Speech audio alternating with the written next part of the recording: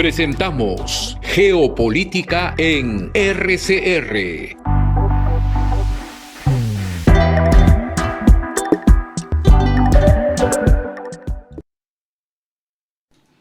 Muy buenas noches, estimados amigos. Bienvenidos a un nuevo programa de Geopolítica a través de Red de Comunicación Regional y sus múltiples plataformas. También bienvenidos a aquellos, obviamente, que están en otros usos horarios. Esta noche vamos a tener una conversación sobre la base de la experiencia y no solo del conocimiento, conocimiento y experiencia. Un tema muy acuciante, tanto en el Perú como en Ecuador, Colombia, Brasil, Bolivia y otros países más. Se trata de la actividad ilegal en la minería. Muchas veces hay confusiones de orden conceptual. Se confunde pequeña minería con minería artesanal, con minería ilegal, con asunto informal. Entonces hay una cierta confusión. Las personas que nos van a acompañar en este programa conocen bien el asunto. Yo tengo el honor y el gusto de conocerles a ambos. Me alegra tener en este programa a Marina Irigoyen. Hace cierto tiempo que no tenemos contacto con Marina, que yo no lo he buscado, debo decirlo. Nos pondrá al día acerca de sus actividades y con Dante también vamos a retomar, pero con una cercanía mayor porque él ha estado en otros momentos aquí. La cuestión es que este problema es un problema, en primer lugar, complejo. En segundo lugar, viejo. No es ni nuevo, ni es simple, que se pueda reducir a 2 o 3 o 4 medidas. Y hoy día está relacionado a nuevos, lo que se llama actores internacionales. Esa es una jerga que está de moda, que no voy a seguir usándola, no me hago problema, lo importante es darse a entender. Y en esta jerga hay actores legales e ilegales, pero sobre todo hay actores que se les llama transnacionales, pero en rigor son transestatales, porque es la estatalidad la que se quiebra, que se rompe con este tipo de actores delictivos que atraviesan un estado y otro estado. Entonces, este es un asunto sobre el cual está en discusión la legislación, pero sobre todo está en discusión el hecho de ponerse a pensar con rigor en el tema. Yo le voy a pedir en primer lugar a Marina, a quien le doy nuevamente la bienvenida, que nos diga unas palabras de sí misma. Es más importante que ustedes puedan ver testimonialmente el perfil de conocimiento y el perfil de experiencia de quien durante varios años ha estado activando y siendo directiva, líder, como dicen los gringos, team leader de el diálogo minero, el diálogo en relación a la solución de conflictos con la participación y no con la imposición. Marina, te agradecería que nos compartieras un poco tu perfil, cómo te ves a ti misma en estos momentos. Vivimos una situación post-pandemia, un mundo completamente compulsionado, bastante distinto a aquel mundo en el que no hace más de 10 años en que nos conocimos y nos encontramos en actividades de interés común, existía. Hoy día estamos en poco tiempo en otro mundo, tanto en el universo completo como en el Perú también. Y es una buena oportunidad para preguntarte cómo te ves a ti misma ahora y en cuanto a tu trayectoria, de una forma breve para que podamos después darle la misma oportunidad de que nos diga su autopercepción y sus puntos de vista más importantes sobre su trayectoria profesional a Dante, y luego empezamos la conversación. Esto primero no nos tomará más de 10 minutos en total. Gracias nuevamente, Marina. Adelante. Gracias, Manuel. Un gusto volver a encontrarnos después de un tiempo, efectivamente. Hoy en día, bueno, digamos, he recuperado en algo mi perfil más neto de la sociología, tanto en el sentido de dar una mirada al mundo, pero también en el sentido de las relaciones societales, de las relaciones colectivas. Por muchos años he trabajado con las ONGs, con la cooperación internacional. Me dio posibilidad de conocer el Perú, de conocer tanto lo urbano como lo rural y luego la Amazonía, a la cual conocía por razones de, como mucha gente, de distracción, de lo bello que es, en fin, y de sus retos. Pero bueno, ya trabajar con organizaciones amazónicas, conocer además las problemáticas, ¿no?, que tienen los grandes retos y en particular en el último periodo conocer Madre de Dios. En ese periplo de trabajar con las ONGs, luego como consultora en diversos espacios, la pandemia fue todo un reto para poder continuar el trabajo, incursionar en estas formas.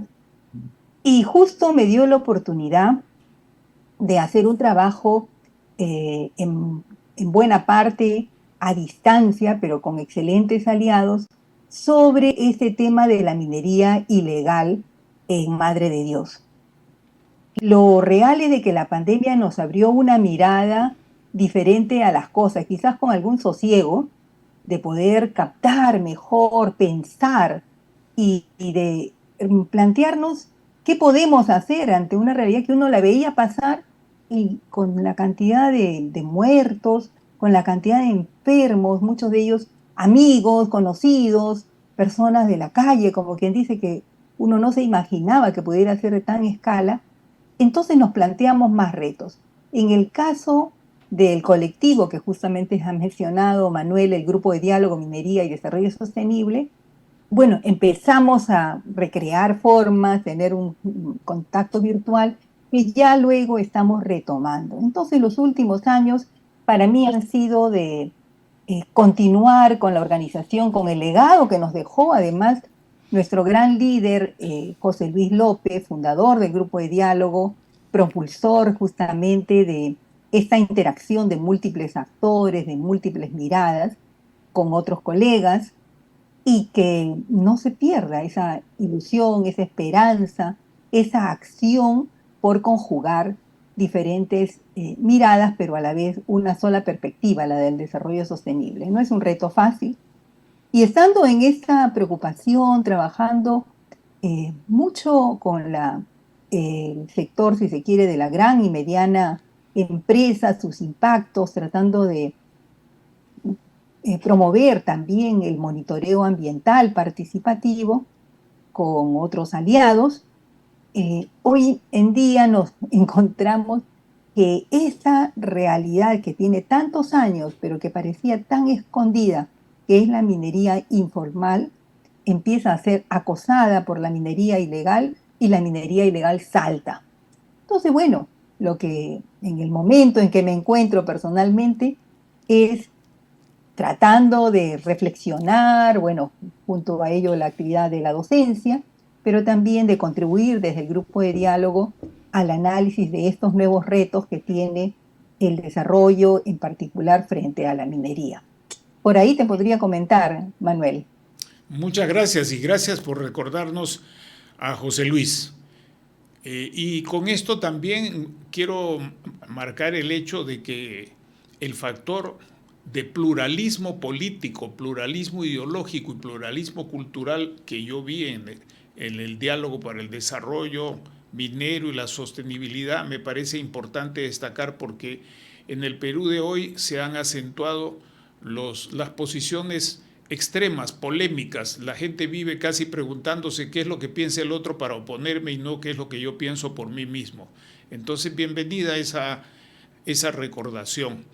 Ahora, con este mismo criterio, le quiero dar la palabra a Dante para que nos diga también un ABC sustantivo de cómo se ve él mismo en este momento, en esta actividad, y nos dé algunos aspectos saltantes de su trabajo a modo de introducción a esta conversación, y luego yo paso a poner algunos temitas de los cuales ya no es la primera vez que vamos a conversar, pero sí la primera vez en público. Adelante, Dante, y muchas gracias por tu participación.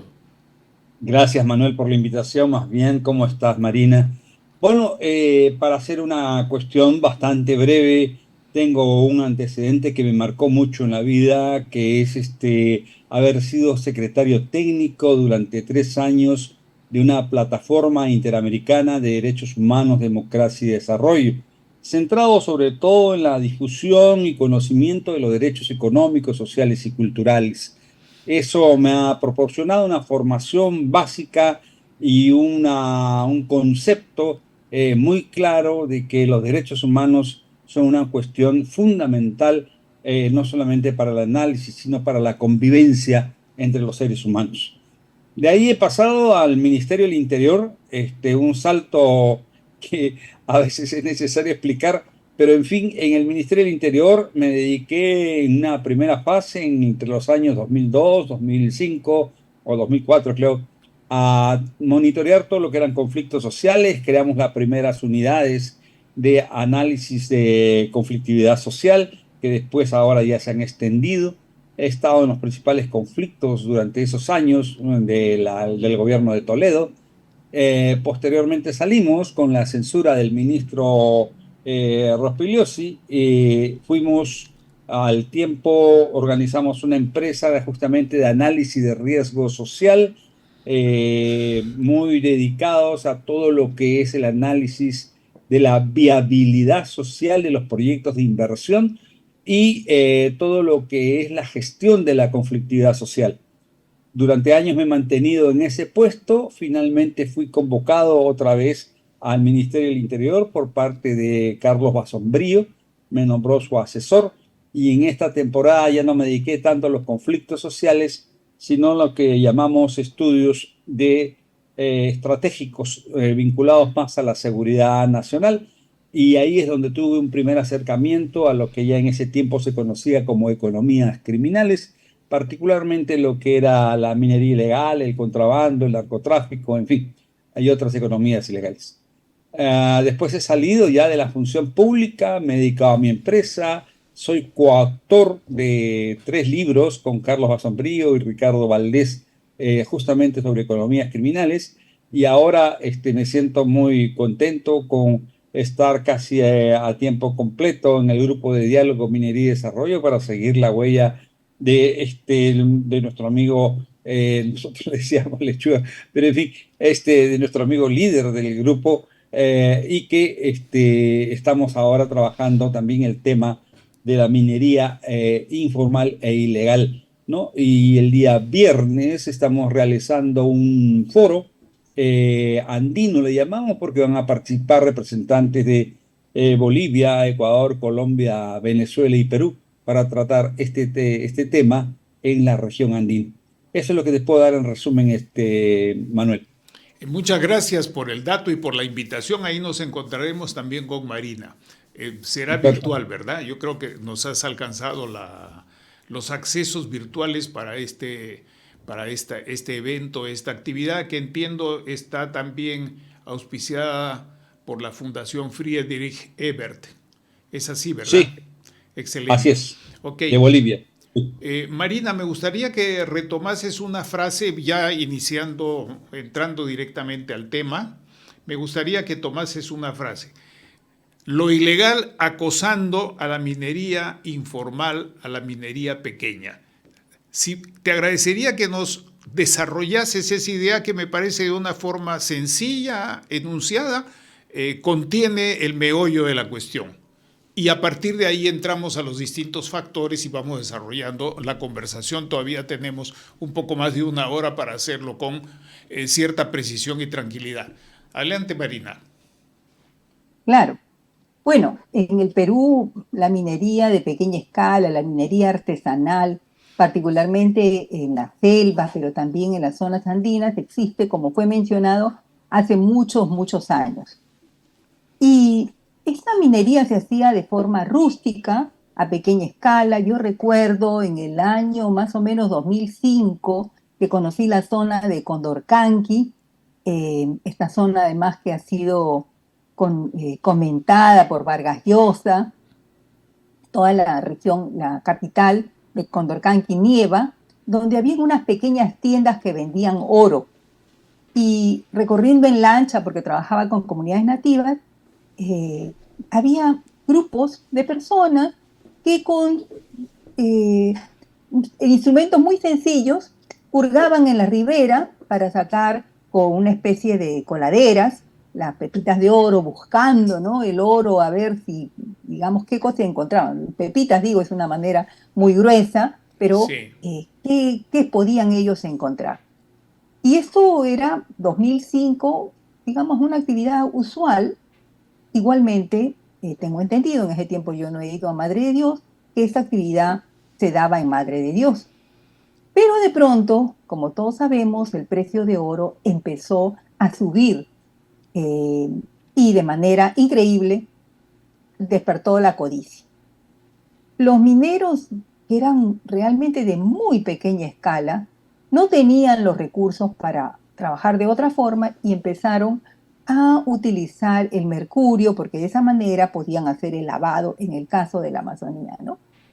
Y hasta allí ellos han seguido, digamos, de una manera más o menos tranquila, creciendo, pero todavía en su nivel completamente artesanal, e incluso yo he tenido oportunidad de recoger testimonios de mujeres que decían que ellas participaban en esas faenas, mujeres que hoy día tendrán 50, 60 años. Entonces ellas dice de que de pequeñas ayudaban en su familia a hacer estas actividades, mujeres, hombres, niños, todos ayudaban. Poco a poco va cambiando y de ser una actividad familiar, se empieza a ser una actividad de hombres, y en algunas regiones, principalmente en Madre de Dios, pero también en la zona de Condorcanqui, en mucha menor escala, empiezan la migración. Y la migración hace que venga mucha gente de la zona andina, gente que ya tenía la experiencia de trabajar de otra forma la agricultura y también la minería. Esto es una especie de avalancha y entonces crece, por ejemplo, Puerto Maldonado y crece con ello las actividades extractivas, particularmente la del oro. Y no solamente crecen las actividades extractivas, sino todas estas actividades que se dan alrededor. Es decir, pequeños negocios que les proveen, empieza el tráfico de las maquinarias, empiezan a entrar todas estas grandes palas, que es increíble que en plena selva hayan podido ser transportados, pero ya se las ingeniaban. En la zona andina igualmente empieza la expansión. El gran, digamos, detonante es el precio del oro.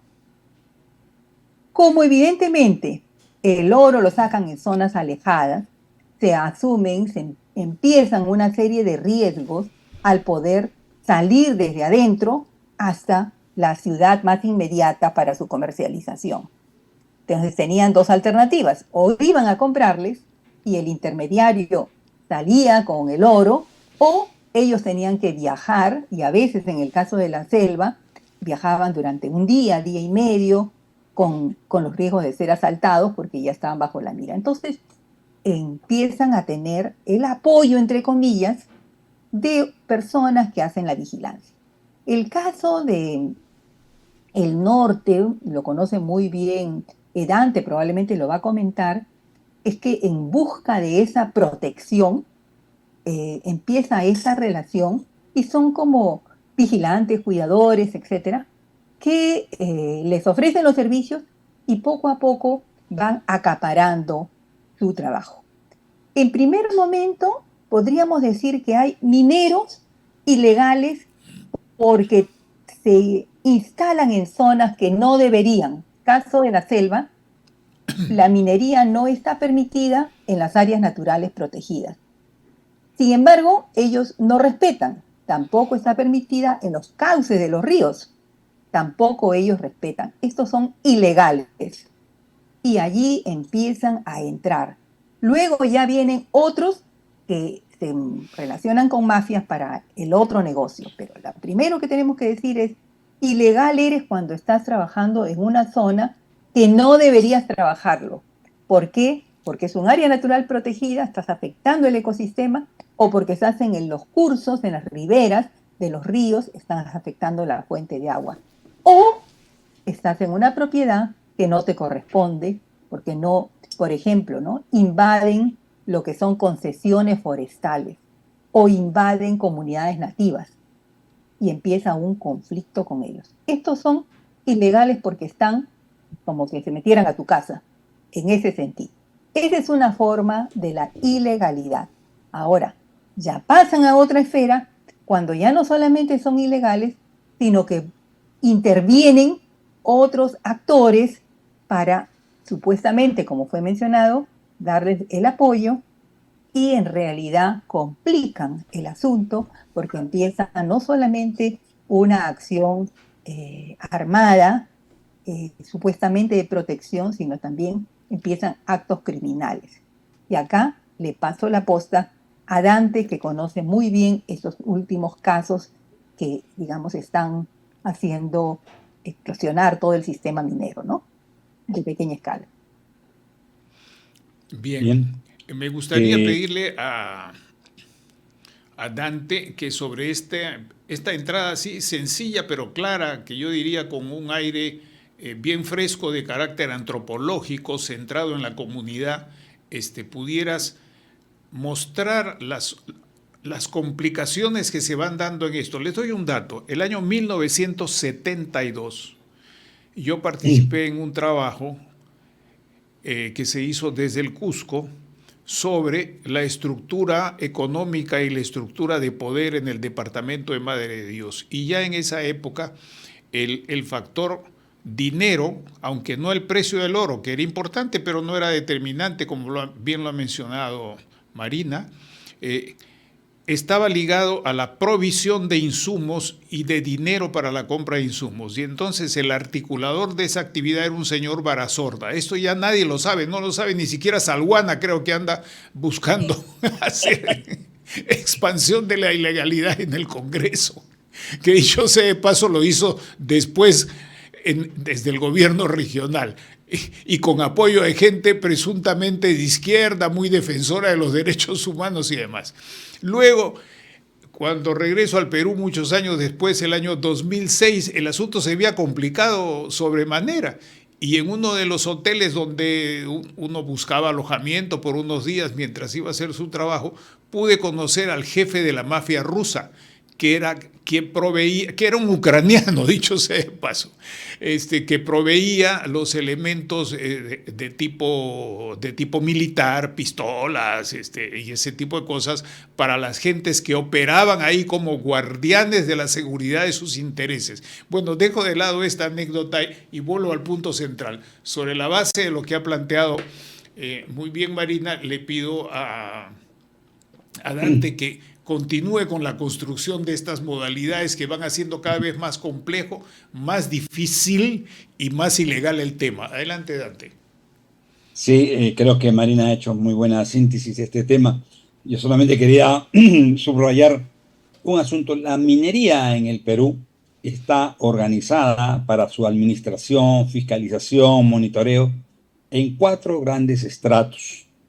Uno es la gran minería. 2 es la mediana minería, que están a cargo del Ministerio de Energía y Minas, es decir, todo lo que es su fiscalización, etcétera, etcétera, autorizaciones. En tercer lugar está la pequeña minería y en cuarto lugar la minería artesanal. Hay determinados parámetros para distinguir lo que es una y es otra en cuanto a cuántas hectáreas pueden tener, cuánta producción, cuánta maquinaria, pero no es el caso ahorita entrar a ese tema. El caso está que la pequeña minería y la minería artesanal, llamados por otros MAPE, minería artesanal y de pequeña escala, en fin, estas 2 minerías están en manos de los gobiernos regionales, su administración, su fiscalización, etc. Pero es el caso que en este estrato de la pequeña y minería artesanal ocurren dos procesos que es preciso distinguir.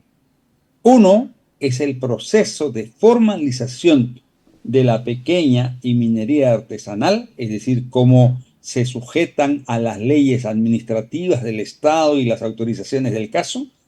Y el otro proceso, diferente pero entremezclado, como son todas las cosas aquí en nuestro país, por estas cosas que hay entre la minería legal, entre la economía legal, economía informal y economía ilegal, hay traslapes, zonas grises. Está el otro proceso, que es el de la minería ilegal, que se extiende por todo el país. Como tú bien has dicho, la minería ilegal y la minería artesanal no es un problema nuevo. Incluso la minería ilegal en este estrato de la pequeña minería y la minería artesanal no es nuevo. ¿Sabe qué es lo nuevo? La aparición de las organizaciones criminales transnacionales, el crimen organizado. Eso es lo nuevo y eso es lo que preocupa, y sobre eso es lo que estamos estudiando, analizando, denunciando y procurando tener una voz ciudadana al respecto. Pero el otro asunto que interesa y que seguramente va a abrir otro espacio de conversación aquí es que hasta el año 2002, todo aquel que quería trabajar formalmente en minería tenía que hacer primero sus trámites ante el Ministerio de Energía y Minas. Es decir, declaraba dónde quería hacer minería, hacía su denuncio, le daban su concesión, ¿no? Y a partir de eso podía explorar, explotar, etcétera, etcétera. En el año 2002, ¿qué resulta? Se dan cuenta de que la minería artesanal y la pequeña minería había sobrepasado esos marcos legales, es decir, había cualquier cantidad de personas dedicadas a la actividad minera sin las autorizaciones respectivas del Ministerio de Energía y Minas. Entonces, en el año 2002 se crea esta famosa palabra de formalización de la minería informal. Ahí viene toda la discusión de Hernando de Soto, etcétera, etcétera. Entonces viene esa discusión de qué es informal y qué significa formalizar lo informal. Eso aparece en el 2002 y hay una serie de decretos leyes que sería abundante entrar a ese tema.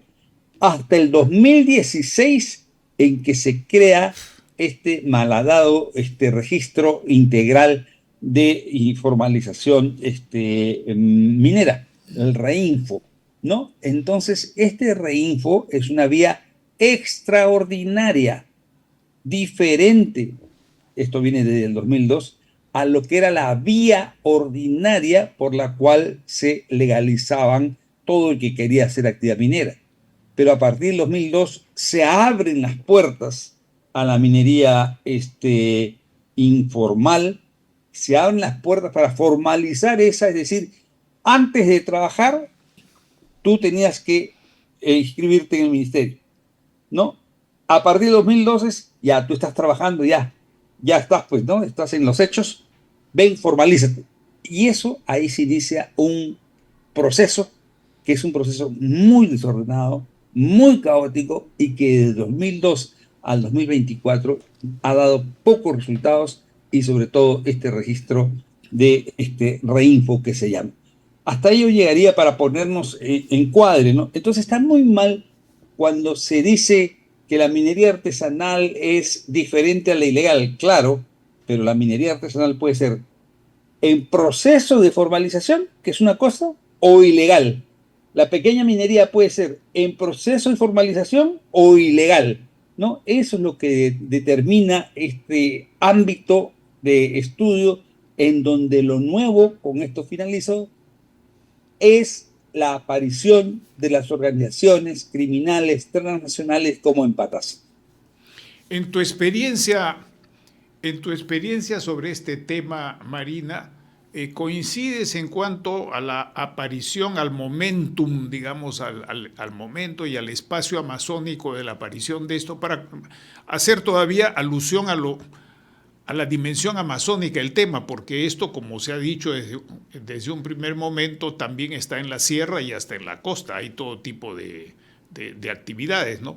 Empezamos con lo aluvial, pero también hay lo de socavón, etcétera.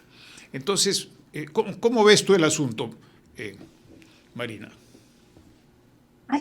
Yo diría que hay zonas donde se están dando los primeros intentos de incursionar, que es el caso de la zona de Amazonas, ¿no? El norte de la Amazonía, porque son zonas un poco más lejanas, más difíciles, con menos posibilidades de comunicación, y allí tenemos también federaciones indígenas y organizaciones bastante fuertes que no han tenido como práctica habitual la minería. Digo cosas muy, digamos, muy puntuales. Entonces no están entrando realmente a un terreno tan desarrollado como es el caso de Madre de Dios. Pero allí lo que nosotros vemos es que ya están los intentos de que si no quieres que yo entre, entonces te la vas a tener que ver con nosotros. Es decir, hay sectores de minería, hay mineros que están forzando a las organizaciones indígenas a esta suerte de sumisión, convenios, entre comillas, para que trabajen con ellos, o caso contrario, habría una confrontación y ellos están armados. Han surgido, que ya tenemos varios casos, los defensores ambientales que han tenido confrontaciones. En las últimas semanas hemos escuchado comunicados de organizaciones amazónicas que están diciendo que ellos no desean, que no quieren entrar en este asunto y que inclusive van a poner su justicia, de ser el caso, con lo cual es una alerta, ¿no? ¿Dónde está el Estado? ¿Cómo el Estado está en estas zonas ausentes en los servicios, en la seguridad, en general en el desarrollo económico y social?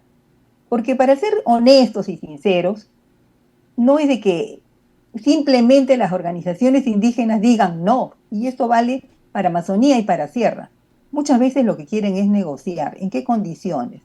Hay algunos que sí están convencidos que en su zona no entran, ahí hay mucho de Amazonía. Pero hay otras que dicen, bueno, ¿y en qué condiciones? ¿Qué me das y qué te doy? Conocemos, está documentado, probablemente varios habrán oído de un informativo Mongabay que saca los reportes sobre el avance de la minería y en la deforestación. En general es la deforestación por efecto de la tala ilegal o por efecto de la minería ilegal. Y Mongabay señala casos, ¿no? Hay un caso de una comunidad, Cotsimba creo que se llama, que terminó siendo sometida por la minería ilegal. Empezaron con una especie de pequeña negociación y finalmente terminaron ellos con una zona completamente devastada, llena de mercurio, la población contaminada, y ha tenido que haber una intervención policial hace unos cuantos años, y están en un proceso de reconversión, por decir.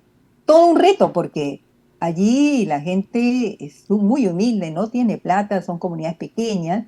Entonces, ¿qué alternativa económica? Entonces ellos dicen que van a promover el turismo, etcétera, pero como en Cocimba, como en muchos otros sitios, se necesita un apoyo del Estado muy grande.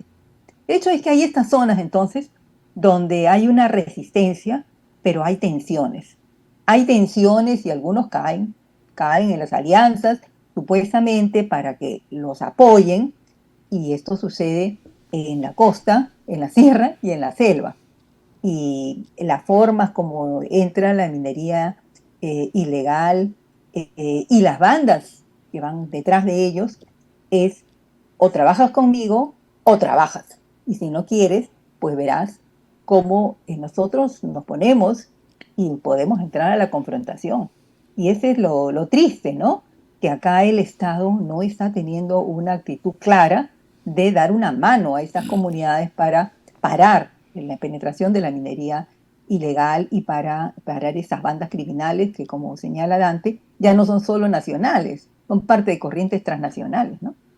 Ya que has tocado ese aspecto en esa localización, te pediría que nos ampliaras un poco tu experiencia sobre la relación con Ecuador, ¿no? Porque esto no solamente está ocurriendo ahí. Condorcanqui y toda esa zona es una zona fronteriza. Y paradójicamente ahí tenemos la Marina de Guerra del Perú, que a veces no tiene medios, parece una cosa increíble, pero a veces no tiene medio para hacer patrullaje. Esto no puedo citar la fuente, pero si me llama la fiscalía se lo puedo decir con pelos y señales. No tengo ningún problema, pero en este tipo de... no lo puedo decir. Segundo, está la Brigada de Selva. Hay una brigada con unidades que trabajan, con puestos de vigilancia y todo lo demás. Claro, no es su función la persecución del delito, pero tienen ambos, Marina de Guerra, aviación, ejército, policía, tienen servicio de información y servicio de inteligencia. Entonces, ¿para qué nos sirve todo eso? ¿A dónde va todo eso? ¿Qué hacemos? Y hay personas como tú y otros que tienen un conocimiento directo del tema y que sin estarse rotulando como expertos en inteligencia nos están describiendo una situación que necesita de una comprensión por parte de las personas que no están ahí, sino que están en las instancias de decisión. Entonces, en este aspecto me gustaría que si tienes información sobre la relación de lo que está ocurriendo en esta localidad con el Ecuador, nos dijeras algo o nos plantearas algunas preguntas en caso de que no tuvieses la información en este instante. Bien, mira, hay una cordillera. Perdón, deja a Marina que era para perdón, Marina y después perdón. tú. Adelante, Marina. Perdón. Disculpa a Dante. Sí. Ok, bueno, lo que nosotros barajamos como información, en realidad es de información pública por las denuncias que han habido, es que justamente en esa zona de la Cordillera del Cóndor, donde hubo además la parte de la confrontación, ya desde hace años hay la entrada de mineros de pequeña escala que estaban buscando el oro. Ahora, ya no solamente están en territorio peruano para trabajar a pequeña escala, sino que van cada vez creciendo y están invadiendo territorios donde hay población aguajún especialmente, huampis, en fin, son las etnias que tenemos allá, y que bueno, no comparten, ¿no?, este modelo, y lo que hasta donde tenemos información, la forma de relacionarse no es nada de alianzas, sino es de imposición, es a la mala. Entonces es allí donde se plantean, paremos esto, pero necesitamos, dicen las organizaciones, el respaldo de la policía, el ejército, porque además estamos en frontera y como bien ha señalado Manuel, estas son zonas donde tenemos, se supone, destacamentos, pero que no actúan lo suficiente. Bueno, también no tienen los recursos, sabemos que el Estado en fronteras es completamente débil, que la población prefiere ir a estudiar al otro lado, se llámese Brasil, Colombia, etcétera, porque allí hay más posibilidades. Y bueno, no hay digamos, la fuerza suficiente para esa resistencia, no sabemos hasta cuándo va a darse.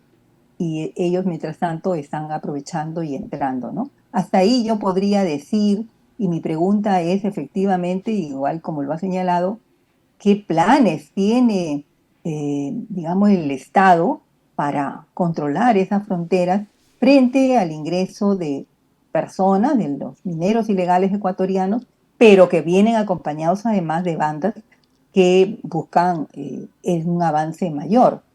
¿El Estado tiene alguna propuesta, una política, un programa? No hay un pronunciamiento al respecto hasta donde yo tengo la información, pero creo que ahí sí paso la posta. Y efectivamente, inclusive ahí tenemos el plan binacional que se establece como parte de los acuerdos de paz con el Ecuador en el siglo pasado. Ahora sí, gracias Marina por esta cuestión. Ya entramos a lo transnacional, suavecito, tranquilo, sin hacer mucho ay. Hemos entrado al tema.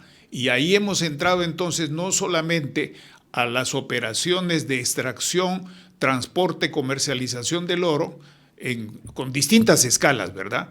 Porque en otras partes ya esto está en Loreto, está en el Nanay, en Loreto. Entonces es una cosa que se ha desbordado. Ahora sí le doy la palabra a Dante. Adelante, Dante, gracias. Bien. Pues mira, entre el departamento o la región de Loreto y la de Amazonas hay una cordillera que ahorita se me dio el nombre, pero que es una cordillera bastante alta, bastante difícil, atravesada solamente por el río Marañón y el Pongo de Mainique. Entonces la delimitación entre Loreto y Amazonas es bien clara. Y lo que respecta a Amazonas, lo que ha señalado Marina es bien importante. Ahí tenemos sobre todo en la provincia de Condorcanqui, el distrito del Cenepa, en donde podemos distinguir dos ámbitos muy claros. Uno es el centro poblado del Tambo, donde estaba antiguamente la minera Afrodita, que fue expulsada por la población. Está el puesto de vigilancia del ejército, que tiene una instalación ahí, por decirlo, bastante precaria. Y ahí es donde se produce, por decir, la infiltración, invasión no tanto, sino la infiltración de mineros ilegales ecuatorianos que extraen el oro por socavones en el territorio peruano. Y han hecho una, más que trocha, un camino importante que lleva en camiones, volquetes, el material a un lugar que se llama La Herradura en el Ecuador, donde procesan ese material. Las Fuerzas Armadas y la policía han intervenido varias veces, han dinamitado esos socavones, se retiran las Fuerzas Armadas y vuelven estos señores a abrir nuevos socavones. Esa es una actividad permanente, pero que no solamente se llevan el oro, sino también otros recursos naturales, madera, en fin, ¿no? Entonces, esa es una zona de alta tensión, es una zona de riesgo. Pero ya yéndonos más abajo, ahí está la cordillera del Cenepa, ¿no? Entonces es una zona bien difícil, bien dura, ¿no? Pero yéndonos más abajo y hacia el este, encontramos el río Santiago, ¿no? Que viene, que va viene del Ecuador, ¿no? En la que en el río Santiago es la población Aguajún y en la parte baja están los Huampis.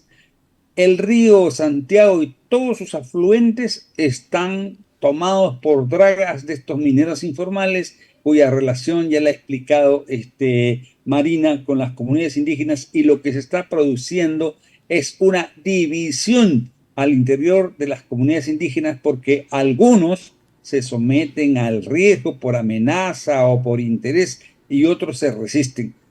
Hemos venido advirtiendo que ese podría ser un escenario de violencia muy extrema si es que el Estado no interviene y va a haber ahí un enfrentamiento entre las comunidades contra los mineros ilegales. En fin, va a ser una situación extremadamente letal. Pero además del río Santiago está el río Cenepa, que también está igualmente invadido por estas dragas. Eso es todo lo que es Condorcanqui, pero ese oro va hacia Bagua, ¿no? Y en Bagua es el centro urbano más importante que recoge ese oro que no va a Ecuador, sino que pasa por Nieva y va a Bagua.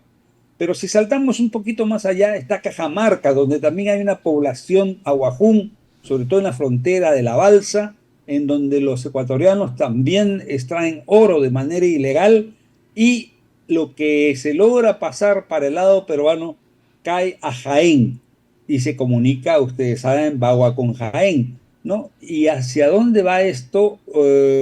A una línea paralela a lo que ocurre en Suyo, ¿no? Que es un distrito de la provincia de Ayabaca, ¿no? Y Huancabamba, muy cerca, pero cae sobre todo a Sullana, ¿no? Entonces ya tenemos 3 centros urbanos que están recolectando oro, y todo esto mira hacia un tema que estamos trabajando varios colegas sobre la importancia que está adquiriendo el puerto de Paita como una plataforma de exportación de los productos de las economías ilegales, en particular el oro, la cocaína, ¿no? Y la madera, que son los 3 productos que se producen en el Perú con mucha facilidad.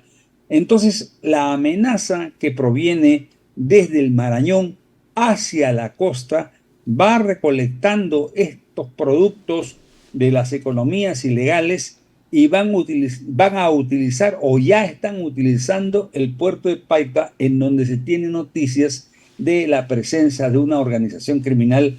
Puedo equivocarme, por favor, los Lobos o alguna otra organización criminal que es el brazo armado del cartel de Sinaloa, ¿no? Entonces, esa zona del norte está totalmente comprometida con este movimiento de las economías ilegales y que va a asolar todo el norte, el nororiente peruano, puede caer fácilmente en manos de estas economías criminales. Más adelante podemos seguir conversando sobre otras zonas de alta tensión en el país.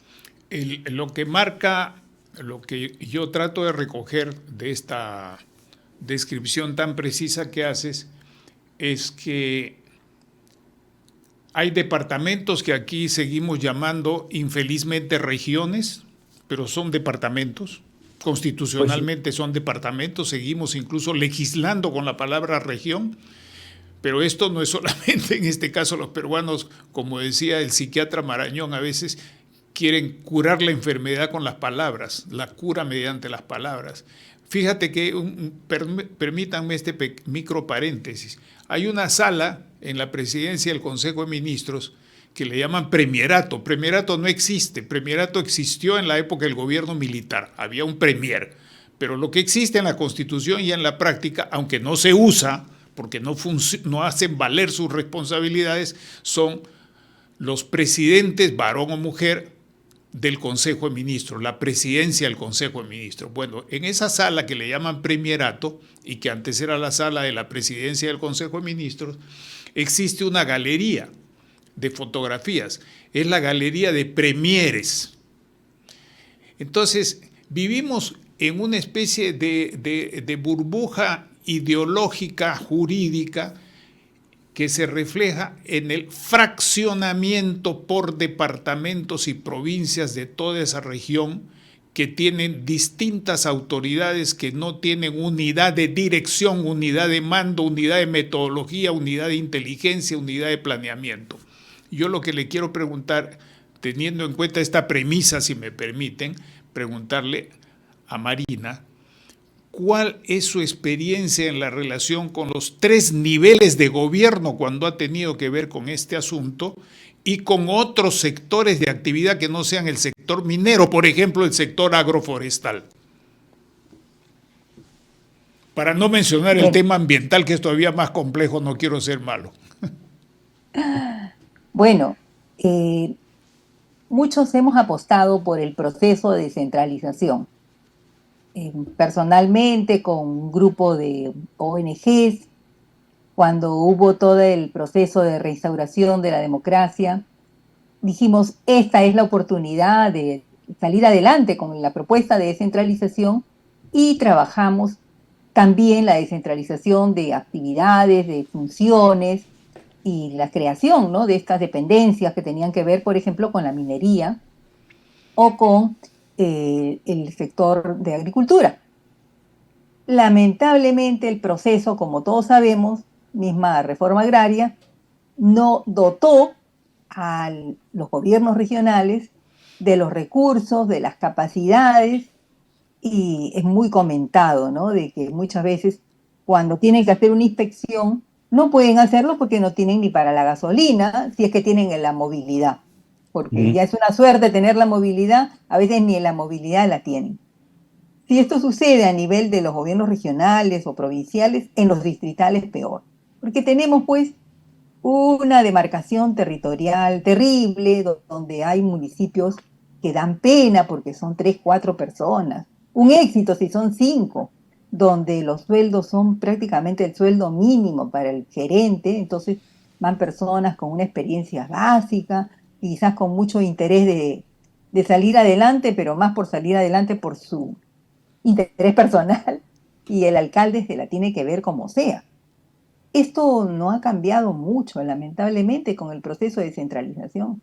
Entonces, tanto autoridades de nivel subnacional, llámese municipalidad provincial o distrital, o gobierno regional, en varios casos no han podido asumir plenamente sus funciones. Y dentro de ellos, bueno, hay algunos casos interesantes. He conocido en una época, por ejemplo, en el gobierno regional de Arequipa, se armó una dependencia que tenía que ver con minería y medio ambiente, sólida, con un equipo de profesionales. Estuvieron allí 4 años trabajando, armando realmente, eh, trabajando con la minería artesanal, digamos, dotándoles de herramientas, haciendo supervisión, capacitación, no solamente fiscalización, sino también capacitación. Pero ellos generaron, creo que se llamaba el ARMA, ¿no? Era una oficina regional de medio ambiente. Era una experiencia muy importante que no se ha replicado en muchos casos este esfuerzo, ¿no? Entonces, allí tenemos que para enfrentar estas situaciones no podemos pensar, y eso ha sido bien claro, Dante, en una conversación que tenemos, porque ahora nos hemos organizado en el grupo de diálogo, en algunos grupos de trabajo, en el grupo de trabajo que está viendo este tema de la minería de pequeña escala, la minería artesanal y los procesos de formalización. Entonces, un problema que ahí tenemos es que no hay la capacidad de parte del Estado, ha sido señalado. Y el Estado no tiene cómo intervenir plenamente, y entonces como que estamos desarmados para cambiar, enfrentar esos procesos. Y el reto es entonces no solamente pensar en el ejecutivo como los ministerios, sino esos niveles, estos gobiernos subnacionales, cómo los dotamos de instrumentos, de procesos de gestión, de desarrollo de capacidades a todas las regiones que haya, y en algunos casos ver esas formas cooperativas, las mancomunidades que se han promovido durante un tiempo para que se complementen, porque a veces uno dice, pero ¿qué voy a poder hacer con esta municipalidad que tiene 25.000 habitantes y que tiene 4 autoridades y 3 funcionarios? No puedo hacer mucho, ¿no? ¿Qué funciones les voy a dar a esa municipalidad?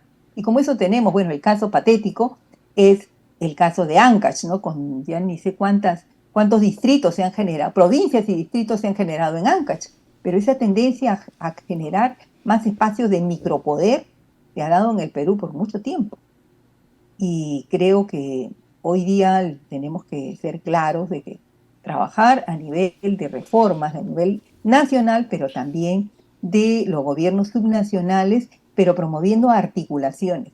También en el grupo de diálogo estamos viendo lo que se llama un esfuerzo para el desarrollo territorial, donde es significativo, se ha remarcado la necesidad de generar esfuerzos conjuntos. Ya no es que cada uno debe vérselas, sino generar, digamos, articulaciones para el desarrollo territorial. Y enfrentar estos problemas va a tener que ser con articulaciones a nivel descentralizado y, por supuesto, también orientaciones y políticas macro, ¿no? Eso por ahí sería mi comentario, ¿no? Sí, me parece muy bien. Tú tocas un tema que desde mi perspectiva profesional llamaríamos una ausencia completa de dos cosas. De un sistema de planificación. No existe eso de ese plan y son... Imagínate, tienes presidente arriba, presidente del Consejo de Ministros o premier abajo, y debajo del premier tienes como 15 dependencias. Una de esas dependencias de ese plan que lo que hace son papeles, y luego en los gobiernos subnacionales o gobiernos regionales tienes un presidente del gobierno regional, un gerente general y debajo de él otra tanda de gerencias que replican o repiten aquello que está arriba en la presidencia del Consejo de Ministros.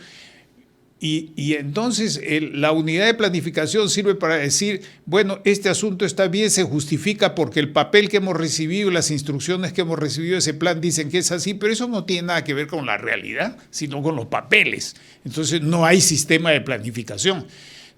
No hay ni siquiera, salvo en algunas mancomunidades que han tratado de tener un trabajo conjunto para definir, atravesando sus territorios departamentales, definir algunas acciones que podemos llamar de planificación, pero esto es incipiente porque todavía la gente tiene en su cabeza, más que la planificación por programas, tiene en su cabeza proyectos. Entonces, pero esa es la realidad, no se le puede pedir también que hagan un invento y realicen algo que no han aprendido, que no practican y que el condicionamiento institucional los orienta a enfocarse en proyectos. Entonces, un proyecto tal que es compartido por 2 departamentos o por una provincia y otra provincia de otro departamento, trata de verse de una manera conjunta. Entonces, hay una ausencia de planificación regional. A eso se le está llamando ahora enfoque territorial.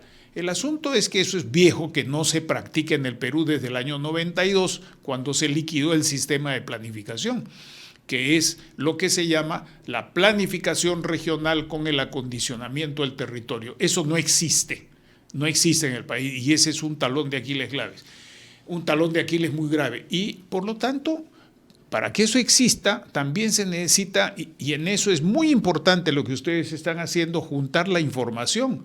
Porque si no hay una información confiable y segura, si no hay una inteligencia técnico-económica, política, actual y predictiva para todo ese conjunto, no para un departamento, sino para todo un conjunto como el que han estado ustedes describiendo, tú lo iniciaste y la descripción la completa hace un momento Dante. Si no hay una inteligencia para eso, pues podemos tener inteligencia interior, otra unidad que hace informaciones en la PCM, en el Ministerio del Ambiente, en el Ministerio de Agricultura, pero eso no hace un sistema, eso es, en todo caso, son justificaciones para la existencia de unidades administrativas. Bien, dicho esto, en el Ecuador tampoco existe una unidad de dirección sobre estos problemas. Entonces, los que están sueltos en plaza son los poderes transnacionales. Eso es la mayor preocupación. Entonces, sobre esta evidencia, a mí me gustaría que Dante nos diga cómo está ocurriendo esto, no solamente en el norte, sino que esto está ocurriendo también, por ejemplo, en el área Madre de Dios Acrepando, o en el área de Bolivia con el Perú, ya no solamente Macrepando y Madre de Dios, que es el triángulo importante, que tú también has trabajado ahí, Marina. Y también tenemos este otro asunto, que a través de esas zonas se va una cantidad de oro muy importante, pero esa cantidad de oro ya no es lo pequeño, lo muy pequeño, sino ahí está la gasolina, están los insumos, está la maquinaria, ahí tenemos Volvo, tenemos Caterpillar, tenemos Komatsu, tenemos toda la maquinaria que viene del mundo legal y los insumos también vienen del mundo legal. Se produce entonces ahí ese oro, se produce oro en otras partes y se va luego hacia el exterior por una cantidad importante de millones de dólares. Sobre este asunto me gustaría preguntarle a Dante cómo la ve, cómo es su percepción de esta temática. Bueno, en Ecuador la verdad sorprende cómo en tan corto tiempo ha podido pasar de una fase en donde la criminalidad era, digamos, baja. Disculpa, no tengo los datos aquí numéricos a la mano. El concepto es lo importante. Pero lo que pasa es que salta en un promedio de 3 a 5 años a casi 6, 8 veces el número de crímenes por 1000 personas. Entonces, ¿a qué se debe ese salto de criminalidad en Ecuador? Y eso está muy vinculado a las cuestiones del sicariato, a las cuestiones del control de territorios, al control de las cárceles, es decir, el número de muertos de presos fue impresionante el 22, el 23, ¿no? Porque ahí se jugaba el control de los territorios, el control de las economías criminales, desde ahí, desde las cárceles, y todo esto además sobre la base de algunos problemas estructurales que tiene Ecuador, que yo solamente quisiera mencionar dos. El viejo enfrentamiento entre Guayaquil y Quito, que significa una serie de brechas, de quiebres institucionales, de unidad en el Ecuador, pero en fin, que es un problema estructural en la conformación de la nación ecuatoriana. Y dos, la lamentable división del movimiento indígena, que después del gobierno de Correa se dividió, y el movimiento indígena, sobre todo el sector mayoritario, es totalmente contrario al correísmo, y el correísmo ha pasado a ser algo así como, guardando las distancias, por supuesto, como el fujimorismo en el Perú. Entonces, en Ecuador hay también una brecha política muy, muy fuerte, en la que el correísmo, pudiendo ser alternativa, no lo es, porque hay un rechazo desde los movimientos indígenas, las clases medias, en fin, para que estos puedan ser gobierno. Y se disputan, siempre está en segundo lugar, pero no puede ganar las elecciones. Sobre esa base y esta criminalidad, hay un problema que los observadores han detectado, que es que Ecuador, con respecto a las economías criminales, jugaba un papel, digamos, de paso, ¿no? Con el oro, la madera y la cocaína que viene de Perú, que son nuestros tres principales productos de exportación ilegal, por decirlo, ya con la cocaína y la marihuana que proviene de Colombia, madera también, oro también, pero no en las dimensiones que lo maneja Perú.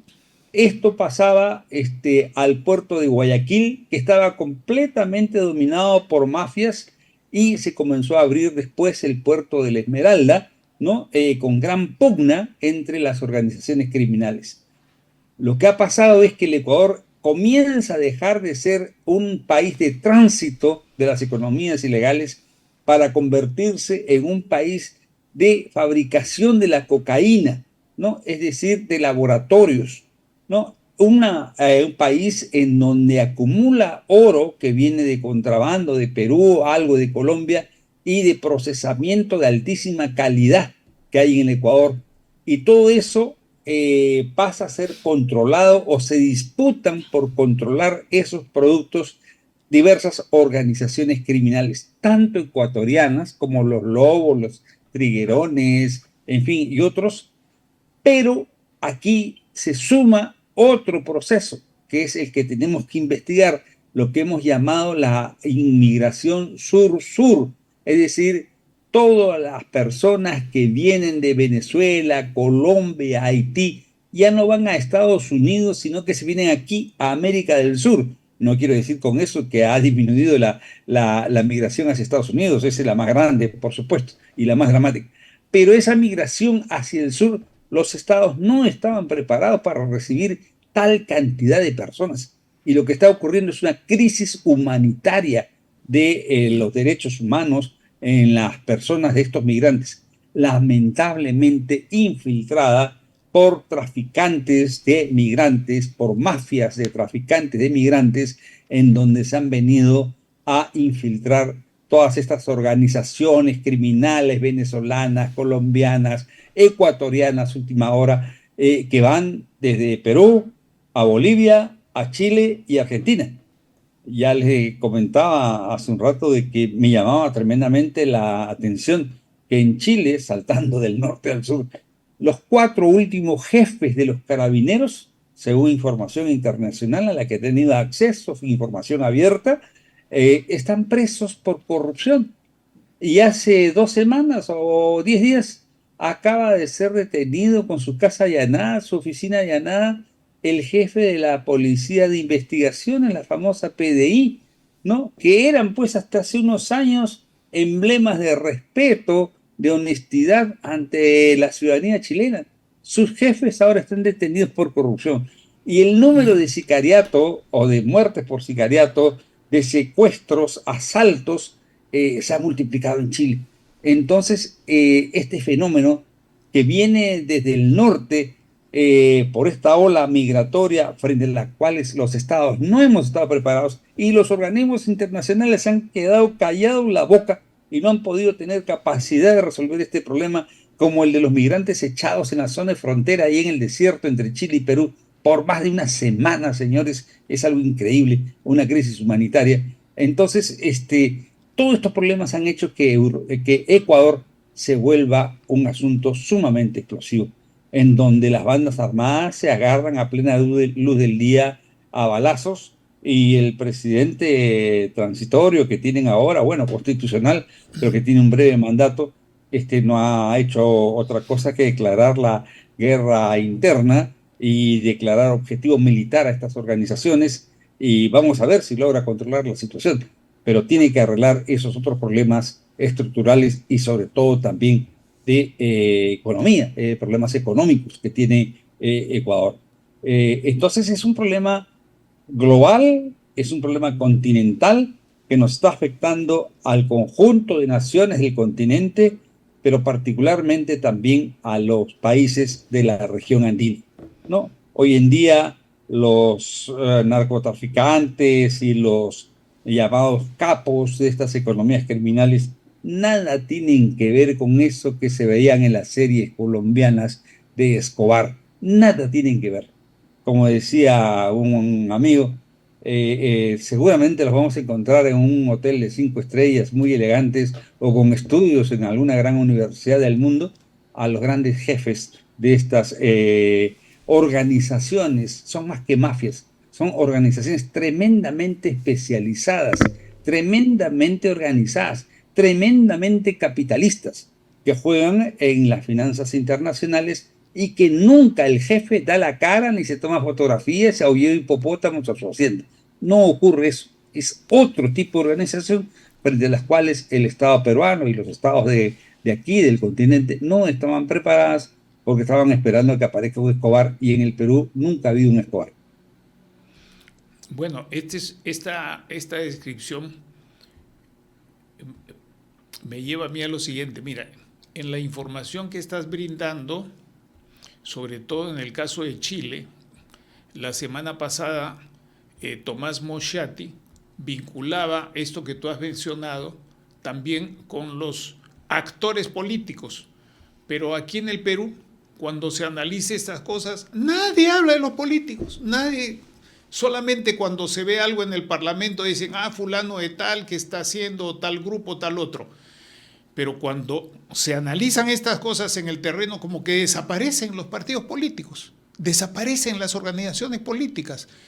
En las Bambas no hay en los informes que se muestran de todas estas oficinas de diálogo, participación, análisis de proyectos, incluso informes del Ministerio, salvo el Ministerio del Interior, que tiene otro tipo de información que parece no tenerle miedo al tema, pero siempre se omite el tema de los partidos políticos. A mí me gustaría preguntarle a Marina, en su experiencia, ¿cómo ves este asunto de las organizaciones políticas, los partidos, los movimientos en esta problemática en los lugares donde has trabajado?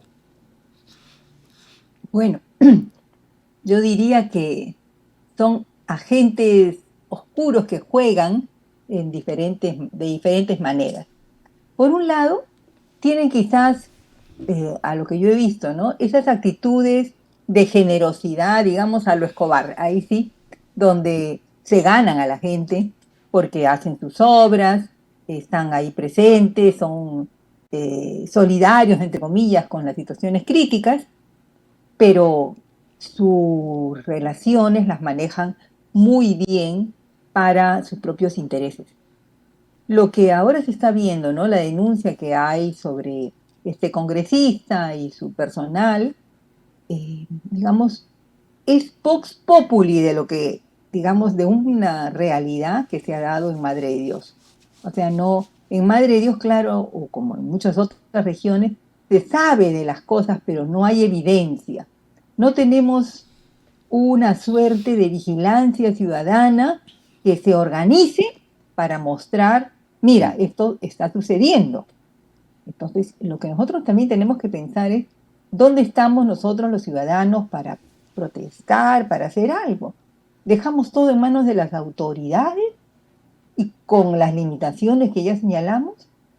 ¿O simplemente recogemos las dádivas de lo que nos quieran dar y nos hacemos de la vista gorda cuando no actúan? Uno se pregunta por qué los eligen. La gente sabe que está comprometida con delitos, pero lo reeligen. Y esto se ve en el norte y se ve en el sur, en todas las regiones. Entonces, hay una suerte de ceguera, ¿no? Allí creo que tenemos una carencia de ciudadanía en términos orgánicos. Lamentablemente, los últimos años, no solamente por la pandemia, sino desde antes, la ciudadanía como que se ha desengañado de muchas experiencias políticas de las cuales se puso ilusiones, ¿no? No han resultado. Y no han resultado no solamente porque no hicieron lo que prometieron, sino porque se vieron envueltas en estas situaciones delictivas donde por lo menos están acusados. Y hoy día uno acusa al otro, y ese es el de que yo no soy, tú eres, y el otro también, y todos los demás. Entonces, ¿en quién confiar? La ciudadanía ya no confía en nadie y dice, ¿para qué voy a trabajar? ¿Para qué voy a enfrentarme? Y estos tienen todo el poder. Y creo que ahí efectivamente nos falta, y es un tema donde los mayores como nosotros, en esta sala, como quien dice, quizás tenemos la responsabilidad, no hemos imbuido a la nueva generación de la conciencia de que, bueno, hay que ver, hay que ser críticos, pero también hay que organizarse y actuar para revertir estos procesos. Yo veo que en las regiones, lamentablemente, la fuerza social no ha llegado a esos niveles organizativos que permitan tener interlocutores. Y por eso es que los estallidos, como ha sido comentado, cuando los lamentables sucesos del año pasado, antepasado, los estallidos no han tenido cabezas claras, ¿no? Y han sido movimientos dispersos, sin un norte claro, y luego de los lamentables acontecimientos, de la pérdida de vidas, no ha podido tampoco canalizarse una respuesta. Y eso se da en el mundo de la cooperación, en el mundo de las ONGs, que antes teníamos, digamos, una actitud orgánica más dinámica, pero también en los partidos, ¿no? Digamos, que eran alternativas, ¿no? Están desgastados, hay desesperanza, ¿no? Falta allí mucho y la juventud evidentemente tiene toda una gran tarea que hacer y nosotros quizás debiéramos estar alentando ese esfuerzo. Pero eh, yo veo que se da en todo el país este desengaño y con esa acción que tienen, ¿no? Muchas gracias. Yo creo que haces un llamado ético y práctico, ético y político, para no solamente reflexionar, sino para actuar. Y eso es muy valioso porque estamos acostumbrados a mucha palabra, eso que llaman opinología. Yo le llamo opinopatía, porque es un patos, es una patología de la opinión y una opinocracia, y con eso no vamos adelante. Yo quiero añadir algo a lo que tú has dicho desde mi punto de vista de persona que se ha dedicado en los últimos años, quiero decir, los últimos 25, 30 años a temas de ciencias sociales en asuntos duros de seguridad, tanto en el país, y de inteligencia tanto en el país como en el extranjero, desde los trabajos que he realizado para la UNESCO y otras instituciones. Miren, un asunto del cual se habla poco es de lo político, ¿verdad? Ya tú te has referido por qué. Y eso tiene entre otros, tiene una consecuencia importante. Y es que la mayoría de las autoridades que resultan elegidas en todos nuestros países, con alguna excepción, para ser elegidas no logran ni siquiera el 25% o andan en alrededor del 25% del voto del padrón electoral. Eso quiere decir que estamos viendo una sociedad política, un conjunto de partidos, organizaciones grandes, varios millones, pero que reposan sobre unos alfileres, reposan sobre unas columnas absolutamente frágiles que no tienen entonces ni el grado de representación ni el grado de representatividad. Tienen legalidad después de una segunda vuelta, etcétera, pero no tienen legitimidad. Y eso va horadando las posibilidades de acción.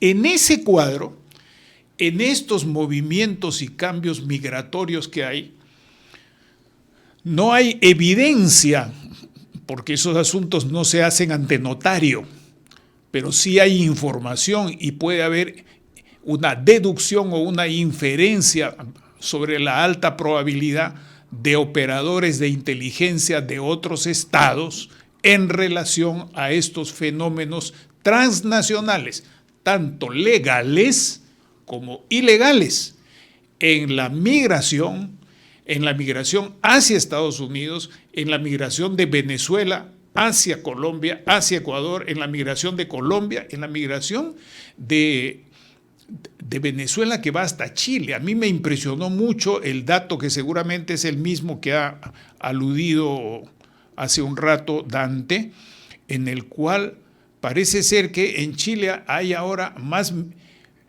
migrantes ilegales y hasta zonas liberadas dentro de la ciudad, una especie de campamentos en los cuales mandan capos de las mafias de estas organizaciones criminales y que inclusive asesinaron a un teniente que había llegado allá desde Venezuela. No quiero ir en más detalles, solamente quiero decir que tenemos que estar atentos a los fenómenos de la transestatalidad o transnacionalización que decimos, tanto en lo político, pero también en los temas de inteligencia y de los operadores de inteligencia que están actuando en otros países. Eso es más que evidente. El 2006, que yo estuve ahí, entre otras oportunidades, en Madre de Dios, el acceso a esta persona que me lo presentan como el jefe de la mafia rusa y que era el ucraniano, fue a través del oficial de inteligencia de la región policial. O sea, ellos saben, no es que no saben, saben. Y saben perfectamente lo que pasa en Tacna, en Puno y en otros sitios. Pero ¿por qué no tocamos estos temas? ¿Por qué no lo hacemos, Dante? Pues mira, se habla ahora de un concepto acerca de las nuevas amenazas de seguridad nacional.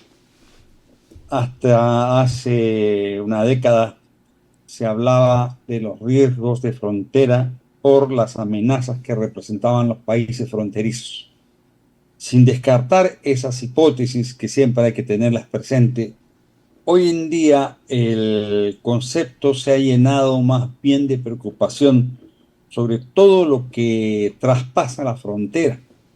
Y lo que traspasa la frontera porque son porosas, son geográficamente muy distantes, muy difíciles, la logística de los estados no alcanza para vigilarlas, etcétera, etcétera, ¿no? Por ahí pasa todos los bienes que a uno se le puede ocurrir, o sea, todas las mercancías, bienes, y también, lamentablemente, muchas personas, y nos estamos refiriendo a la trata de personas, ¿no? Y también a los inmigrantes que son más bien manejados por estas mafias, ¿no? Que trafican con los migrantes, trafican con su derecho humano de migrar a mejores condiciones, pero que lamentablemente caen en manos de estas mafias. Dante, entonces, sí. ¿Me permites una interrupción? Sí, claro. Es una locura pensar que los estados que tienen y que realizan operaciones de inteligencia nunca aprovechan estos movimientos masivos para tratar de infiltrar sus operadores. ¿Eso es una tontería pensar eso o no? Bueno, habría que buscar por qué razón, con qué objetivo, ¿no? ¿Es algún interés sobre nuestros activos críticos nacionales, sobre nuestros recursos? ¿Es algún objetivo sobre determinados territorios del Perú? ¿Cuáles serían los objetivos operativos para inteligencias de otros estados sobre el Perú. Eso habría que definirlo bien claro. Lo que yo quería señalar es que sin dejar de lado ese terreno que corresponde a la inteligencia de la más alta calidad que debería tener el Estado peruano y que me temo que no la tiene, ¿no?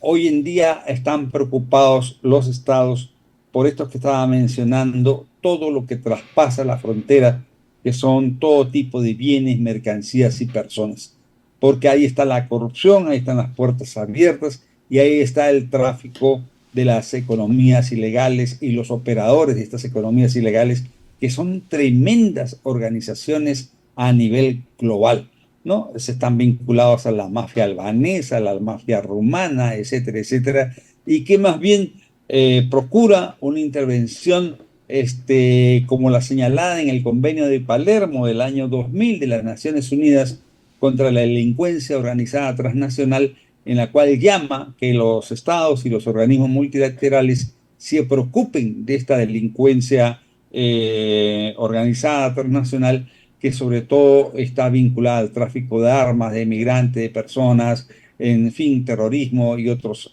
más. Entonces, ese es el problema que se está viendo ahora y quiero decirte que lamentablemente esa información también no está en el radar de los organismos de inteligencia como debería estar de los organismos de inteligencia peruanos, ¿no? En el sentido de que, por ejemplo, la minería ilegal recién comienza a ser un objetivo de búsqueda, un objetivo de interpretación que está pasando. Yo recuerdo que a veces cuando estábamos en el Ministerio del Interior nos llegaba información acerca de que los conflictos mineros se debían a que había un interés de Chile de dificultarnos la producción de cobre, ¿no? O había algún interés de Canadá de crear problemas para que ingresen más rápidamente las empresas canadienses. Bueno, en fin, ¿no? Se recibían esos informes, se les daba algún tratamiento, pero creo que no era ese el plan principal, el problema principal. O decir, por ejemplo, que los agentes cubanos aquí en el Perú, en Lima en particular, son los que propiciaron las manifestaciones de diciembre y enero pasado. No, creo que esas son hipótesis, o que el Foro de Sao Paulo es el gran conspirador de todo lo que ocurre en nuestros países. No miro yo como con particular interés esas teorías que yo les llamo más conspirativas, ¿no? Yo sí veo el asunto de cómo se expanden estas organizaciones criminales y coincido contigo en que estas organizaciones criminales no actúan sin política de por medio. No actúan sin política de por medio.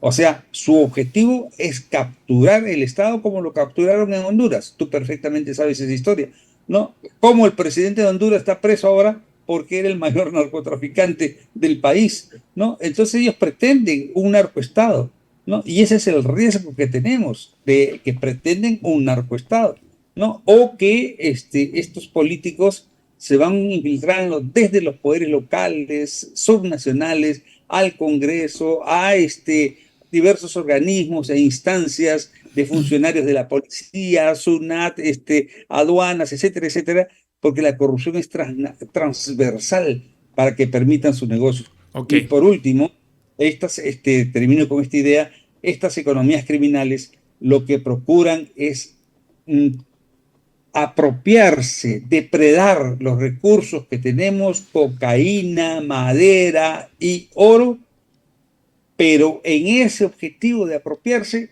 van controlando territorio. Y con esto termino, el gran problema de seguridad nacional es que se nos fragmente el territorio de la República en varios poderes locales mafiosos en manos de estas organizaciones territoriales. La República, con su territorio fragmentado, es un problema demasiado serio y eso hay que cerrarlo. Así es, por eso es que pensé que este tema era importante para tocar estos asuntos. Y yo, antes de darle la palabra a Marina para que se despida, y pidiéndole que nos diga un toque cómo ha sido su experiencia en la participación de las mujeres en estas actividades de diálogo que ha realizado.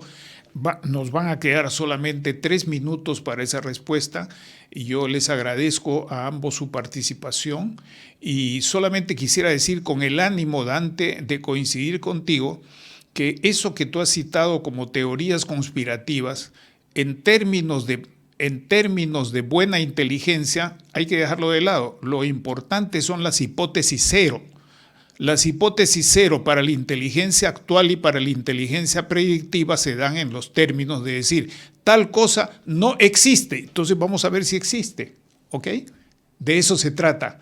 Y los actores políticos, como tú bien lo sabes, tanto partidos, hay partidos que fueron partidos armados y partidos que no son armados, y operadores que trabajan con partidos que pertenecen a las instancias del Estado. Entonces, estos últimos, quiero coincidir contigo en este enfoque, más allá de las expresiones coloquiales que usamos, y pedirle que se despida a Marina porque ya me están jalando las orejas del programa.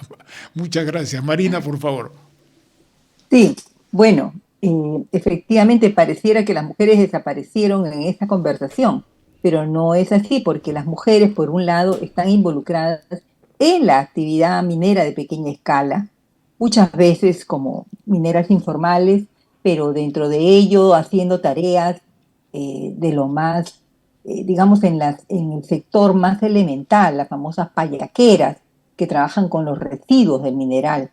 Pero también las mujeres han tenido labores enérgicas, muchas veces digamos, en estas labores complementarias, brindando servicios, atendiendo a los mineros que trabajan en estas zonas, como parte de que muchas veces son economías familiares. ¿Cómo se ven afectadas ellas cuando cada vez es mayor esta ola expansiva de la minería ilegal y que empiezan a tomar sus comunidades, sus zonas, en fin? Lamentablemente todavía las mujeres no están suficientemente empoderadas, no cuentan con los instrumentos para entrar a las discusiones de cuán positivo o negativo, qué riesgos hay de la incursión de una actividad minera en su comunidad, de un cambio, de un ajuste, de una relación con estos mineros ilegales.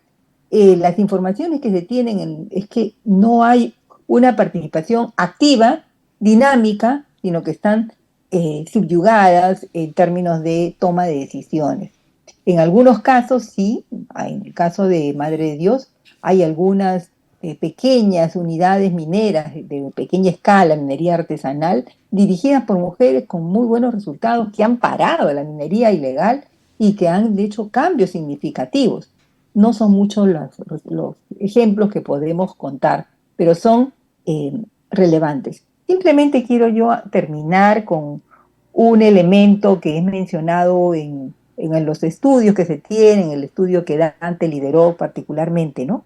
La minería ilegal no solamente afecta a la economía, porque bueno, al final es dinero sucio que se va generando, no solamente afecta a la democracia, porque se va tomando el poder y es lo que ahora se está discutiendo y que están buscando, sino que afecta las propias relaciones sociales en la esfera de la base.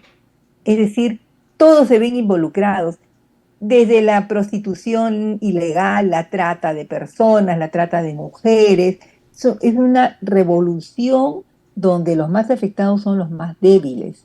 Es decir, muchas veces se hacen las alianzas con estos mineros ilegales con expectativas, pero expectativas que no se cumplen. Entonces, creo que lo único bueno que podemos sacar de este periodo es que se está tomando conciencia de la gravedad de la situación y decirnos, señores, señoras, tenemos que buscar soluciones y soluciones consensuadas, que no son sencillas, pero ese es el reto que tenemos y es la oportunidad para enfrentar una compleja realidad que tiene que ver con todas nuestras regiones y con muchas áreas, como ha sido mencionado. Gracias, Manuel, por esta oportunidad de diálogo.